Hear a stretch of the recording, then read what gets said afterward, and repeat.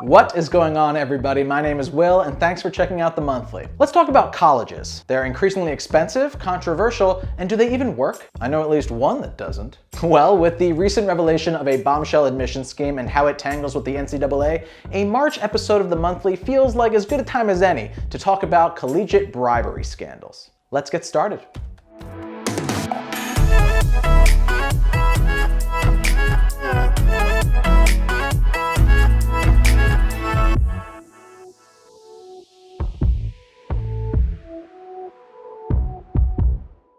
At this point, you're no doubt aware of March's college admissions scandal, in which 33 parents were charged with bribing exam administrators and college coaches to cheat on entrance exams, falsify applications, and reserve positions on athletic rosters, all to admit their children to top schools. Top schools like Yale, Stanford, UCLA, and Arizona State. Obviously, I'm kidding about Arizona State. All you have to do to get admitted there is shotgun a 40, slap the bag, and beat Sparky the Sun Devil in a game of Rage Cage. There's also no doubt you know about the celebrity parents involved in the scandal, actresses Felicity Huffman and Lori Loughlin. But honestly, don't be mad at them. Until now, it had been a while since either of them was in a project that was even slightly relevant. But the Hollywood angle of this story has eclipsed details that you may be interested in. For example, did you know that the FBI cleverly nicknamed the case Operation Varsity Blues, all because the scheme involved turning high school bench warmers into star athletes? The FBI actually names all of its investigations after popular films. For example, there's the Anthrax investigation, the Russia investigation, the FBI's investigation into Jonestown. Operation Varsity Blues was carried out by this man, William Ricks Singer, the CEO of a counseling company whose goal was to help students get better scores on their entrance exams. And technically they achieved that goal. Just, without any of the counseling. Just take a look at one of Singer's videos detailing his company. So getting in has a lot to do with getting prepared. The key to being a great student is mastering your work. You have to master your work.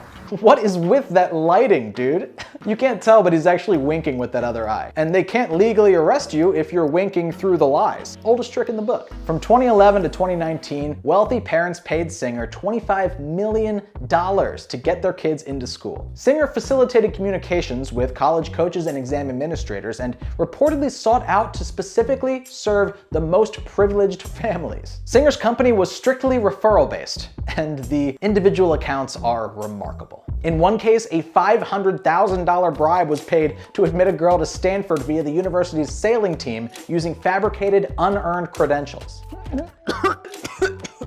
Oh, sorry. I think that's maybe just the whitest sentence I've ever said. In another case, an equity firm executive agreed for his son's USC application to say that he was an esteemed football kicker despite his high school not even having a football program. In a phone-tapped conversation with Singer, the father reportedly said at least his son has, quote, really strong legs. That's worse than the kid from Miami High who got into Harvard via the snowboarding team. And obviously that one's fake, but if I'd said that one first, you would have thought I was lying about football legs. Another very true account involved a marketing executive who paid 50 grand to have a man take the ACT for her son, even going so far as to send the man a sample of her son's handwriting along with the message, "Good luck with this," and then telling Singer, quote, I know this is craziness. I need you to get him into USC, and then I need you to cure cancer and make peace in the Middle East. Now, let's switch for a moment to another organization at the heart of this story, the NCAA. The NCAA is pretty familiar with bribery scandals, though it's usually under much different circumstances. It's well known that college athletes don't get paid, despite the growing opinion that they absolutely should get paid. They're like the Muppets on Sesame Street. Grover doesn't see a fucking nickel, and it's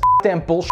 But while individual athletes can't get paid, schools definitely can. So one way companies try to sign the best players is by throwing money at their schools in hopes the athlete will want to continue the relationship as soon as they go pro. Just as long as no money exchanges hands while they're students. And you may be thinking the best players get a free college education. That's their payment. But if you know the first thing about big name programs, you know that athletes are really just athletes. Their schedules allot most of their time to training, practicing, and playing, with oftentimes low-level courses for baseline credits sprinkled in. So while $500,000 being paid so Becky can pretend to row a boat at Stanford is certainly a scandal, a typical NCAA scandal looks more like high school basketball star Brian Bowen. In 2017, Louisville's basketball coach conspired with a few Adidas representatives to funnel Bowen's father a total of $100,000 if Bowen agreed to attend the school. Just like many of the kids in the Varsity Blues scandal, Bowen had no knowledge of this deal with his father, and when it became known, Bowen was removed from all Louisville athletic activities. Bowen then went to play basketball in Australia, where the average pay is just $700 a week.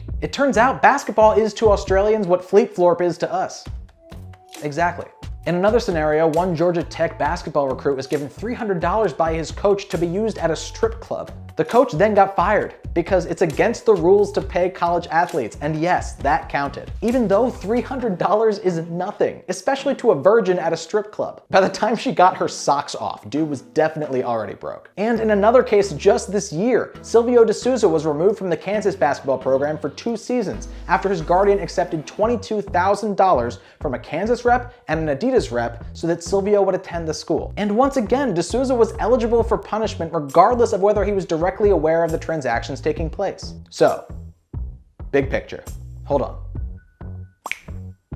Sick. On one hand, we have wealthy families paying insane amounts of money so their unqualified child can attend and pay tuition at a leading university. On another hand, we have lower income families accepting a smaller payment so their child will attend and enjoy a scholarship at a leading university. Some are calling for the children in the Varsity Blues scandal to be expelled. To others, that seems unfair in the cases where the children weren't aware of their parents' bribes. But regardless of what ends up happening with them, that fate is essentially being sealed for the student athletes involved in scandals like these. Because while they're not being expelled per se, time is everything in professional and college sports. A 2-season suspension is essentially twisting a knife in your aspirations to go pro, which remember, is the entire point of going to school if your schedule is 99% athletics. Plus, losing scholarship money for these lower income families could mean being forced to drop out entirely. And when you really look at it, of course, being lower income is the entire reason these parents accepted bribes from the college and sponsorship reps in the first place. Likewise, being incredibly wealthy is the whole reason these parents felt comfortable bribing college coaches and administrators. And not to make this a race thing, but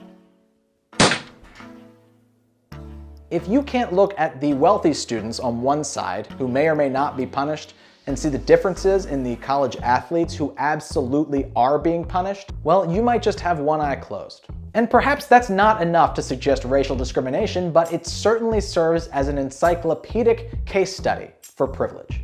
That is it for this episode of The Monthly. Thanks so much for watching. If you made it this far, be sure to like, comment, and subscribe. And if you have any ideas for a story that you'd like to see covered by The Monthly, be sure to leave that in the comments as well. My name is Will, and until next time, have a great month.